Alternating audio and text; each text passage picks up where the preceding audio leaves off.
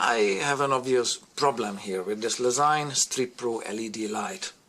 The light was originally developed as a bicycle rear light or tail light, but can also be used in camping and hiking and in emergencies, and I purchased it for a number of good reasons.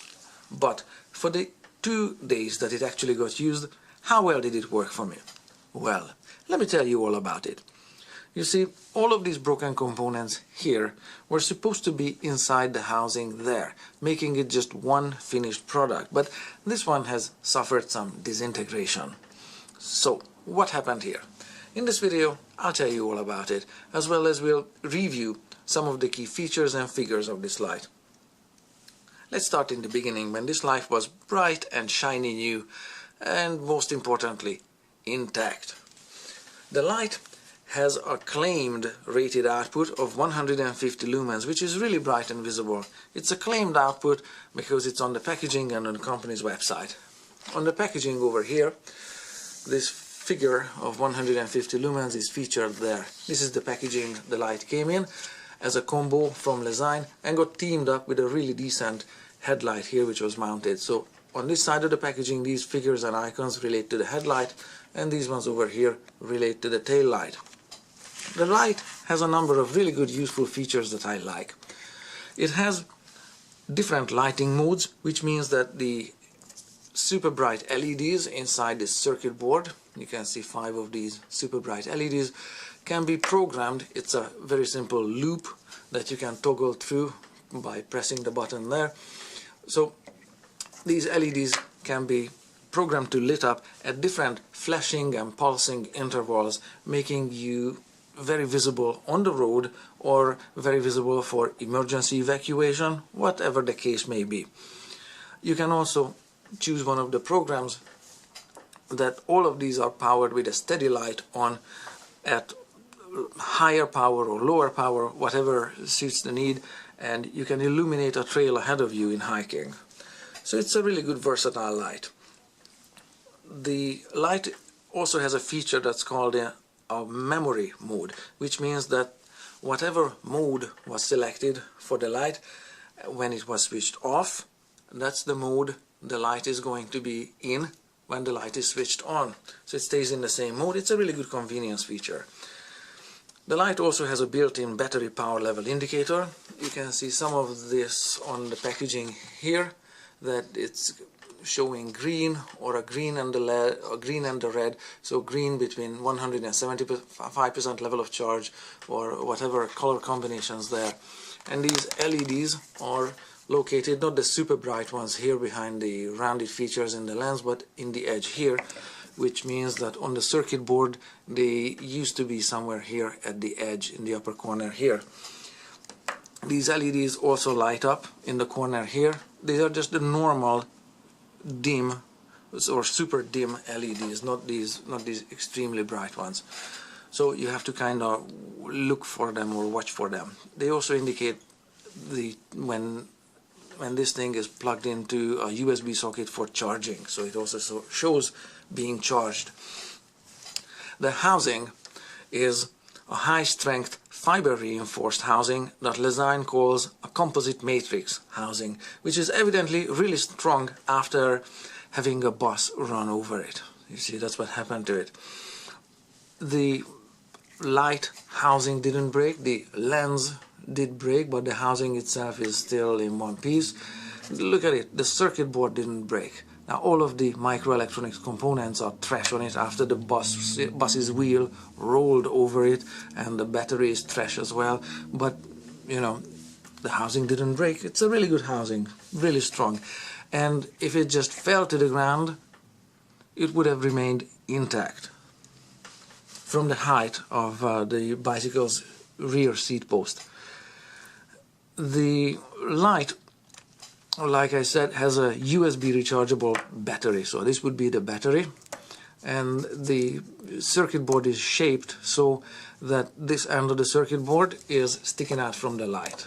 This is the housing, this is how it's in the light, so this is exposed when this cap, which is normally covering this end of the circuit board, something like this would be when it's all together and the battery is also in it. Now actually the circuit board is here, close to the kind of sliding on this rail that's close to the lens here. So these are the super bright LEDs there, and these rounded features in the lens and the close distance to the super bright LED ensures that these shapes here project a beam that has a wide angle, which enhances visibility. That's also a good feature. So this battery is a 520 milliamp hour battery, and it says 3.7 volts. Other than that, it's 2016 December, LEZYNE, and it's probably a part number. Sorry about this little damage on it. It's got the road's surface texture imprinted into it now, so sorry about that. I wanted a light that's USB rechargeable like this. I didn't want AA or AAA batteries. I wanted a kind of battery that lasts for a long time, and I can take it for hiking as well without carrying extra batteries. And of course, in a hiking scenario, this cannot be recharged, so depending on what needs you have, this may or may not work for you as a USB rechargeable light, but that's another story. About the charging time and the battery, I have a few more notes. The charging time, as indicated by the manual there still inside the package, I just folded it back neatly, is 4 hours initially, and I charged it once and then left it on the desktop charged, and it lost all of that charge in 5 days or so. So after that I had to charge it again, and it reached fully charged state in about 2 hours or so. So the charge holding time is not that good. It's gonna run flat on you in the same amount of 5 days. So if you take it for hiking, this may not work again. The discharge times are printed on the package here for the rear light there, and the modes are named here: blast, enduro, economy, flash 1, 2, 3, whatever, and the last one there is day flash. And you can see the discharge times, they vary between 15 hours, that's the highest number when the power setting is the lowest, so it's only 5 lumens of light output. That's a really dim setting, but could work to illuminate a trail ahead of you, and that's a steady light, not a blinking one. Or it says in blast mode it will last only 1 hour and 40 minutes. Now I have a problem with these figures. They are probably correct, but they cannot possibly be correct, meaning that in a 50 lumen output mode it lasts the shortest amount of time, whereas when it has a full 150 lumen output it lasts twice as long as in the 50 lumen output. Yeah, I don't think so. These numbers just look not okay, even though this is a flash mode and this one is on full time. I suspect a typo here with some of these figures. Something may not be. I may be totally wrong, but this just doesn't look right to me, okay? So I have a kind of low level of confidence in those numbers. Now let's take a look at some of the problems. The USB fit of this circuit board, even though, like I said, the circuit board is unbroken, strong and nice, is when the weight of the whole light is on it and is fitted into a computer like so, then the weight of it pulls it down. I found that it doesn't get charged in all USB sockets. It could open just because it's tilting down by the weight of itself. Okay, so you're gonna have to watch the lights, which the small LEDs at the edge, making sure the green light is blinking, indicating that it's being charged. And in some other USB sockets with a tighter fit, this may not be a problem for you. Another problem is that the light, as indicated or as originally developed, is supposed to mount on a bicycle seat post with this leather rubber strap, which means that the seat posts usually have something like a 17-degree angle from the vertical, and that means that they are angled down. I'm exaggerating it a little bit. This is now like almost a 45-degree angle, but you get the idea.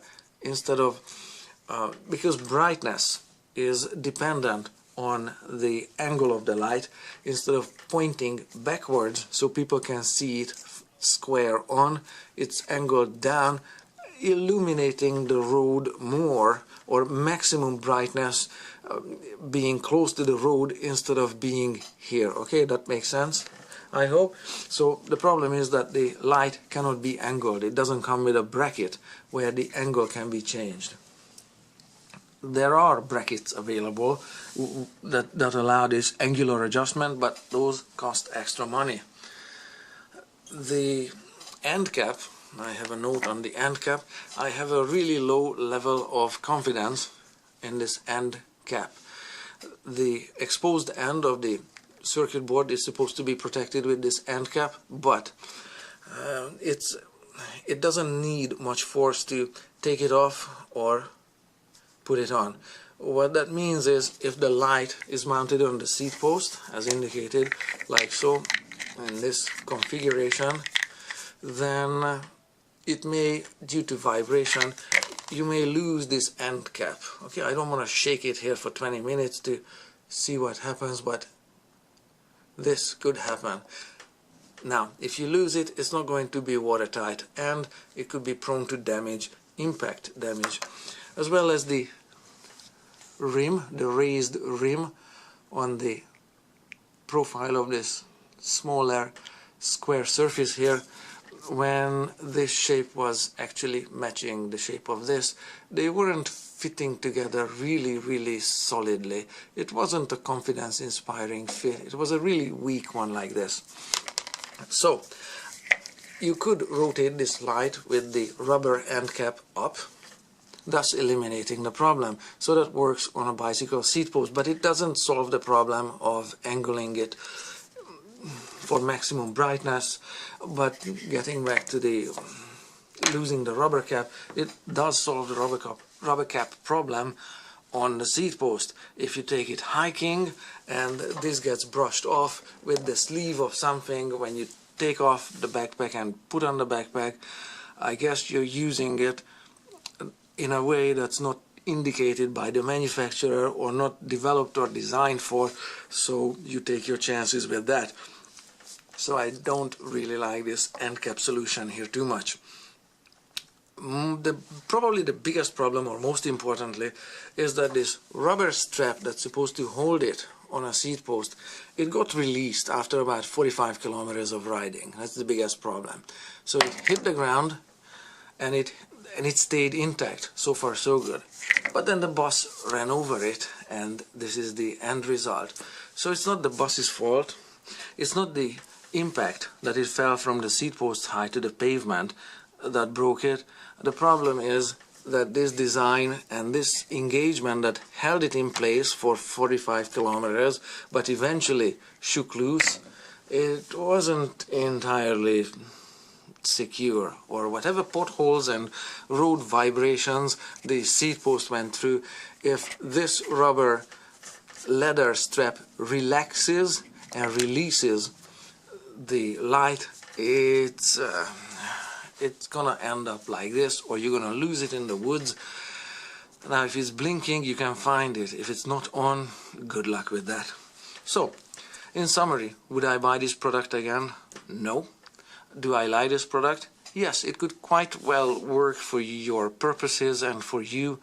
I think I'm gonna look for something else with maybe a bracket that I can adjust an angle with, or one without a cap, or something like that. Or maybe something that holds the charge a little longer than 5 days when the light is not being used, or something, because I could work around with some of its deficiencies, but not so much about others. So it's a nice light, it's a bright light. I really like the housing and everything. It's not a perfect light. It could very well work for you. Yeah, not for me. No, thank you. Thanks for watching though.